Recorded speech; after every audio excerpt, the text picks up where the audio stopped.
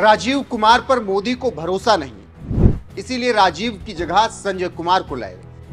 CAG Delhi में BJP को जीत दिलाएगी। संजय कुमार ने केजरीवाल के खिलाफ रिपोर्ट पेश की।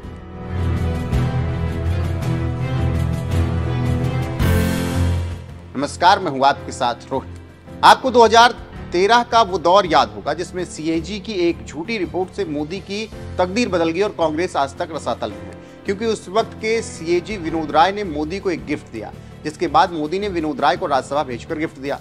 लेकिन 2G 3G जो कोल स्कैम हुआ वो झूठा था। लेकिन बीजेपी ने इस बात का इतना तूफान खड़ा किया कि लगा कांग्रेस ने देश को लूट लिया। लेकिन आखिरकार दूध का दूध पानी का पानी हुआ और विनोद राय झूठे निकले। लेकिन तब तक बहुत देर हो चुकी थी और बीजेपी की सरकार बन चुकी थी। अब एक बार फिर दिल्ली में इसी तरह का स्वांग बीजेपी रच रही है, क्योंकि पिछले 26 साल से सत्ता से बाहर बीजेपी किसी भी तरह सत्ता पाना चाहती है।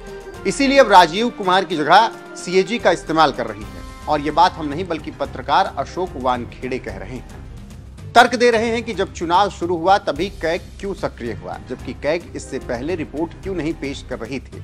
सीएजी तभी रिपोर्ट पेश की जब चुनाव आयोग ने चुनाव का ऐलान किया। और अब दिल्ली में शराब घोटाले को लेकर रिपोर्ट पेश करना एक साजिश है। इससे आप समझ सकते हैं कैसे मोदी सरकार चुनाव आयोग की अपेक्षा कैग पर भरोसा कर रही है। जानकारी देते चलें कि 11 जनवरी को कैग ने दिल्ली शराब घोटाले को लेकर एक रिपोर्ट पेश की। इसी को लेकर पत्रकार और विपक्ष हमला कर रहे हैं। अब राजीव काम नहीं आए तो संजय कुमार को लेकर बीजेपी आ गई, क्योंकि राजीव दिल्ली नहीं जिता पा रहे थे। इसीलिए कैग की शरण में मोदी सरकार गई और शराब घोटाले की टाइमिंग को लेकर विपक्ष सवाल उठा रहा है। हम यहाँ पर जानकारी देते चलें कि बीजेपी ने कैग की एक लीक हुई रिपोर्ट जारी की, जिसमें कहा गया कि दिल्ली सरकार पर एक्सपर्ट पैनल की सिफारिश को अनदेखा किया गया। बीजेपी सूत्रों का कहना है कि कैग रिपोर्ट में चौंकाने वाले तथ्य हैं। शराब घोटाले से सरकारी खजाने को 2026 करोड़ रुपए का नुकसान हुआ।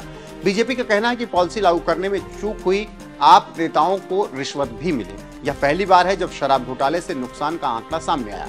इसीलिए कहा जा रहा है कि केजरीवाल को हराने के लिए राजीव की जगह संजय कुमार का इस्तेमाल बीजेपी कर रही है। इससे आप समझ सकते हैं कैसे कांग्रेस को उखाड़ने के लिए 2013 में कैग का इस्तेमाल किया गया।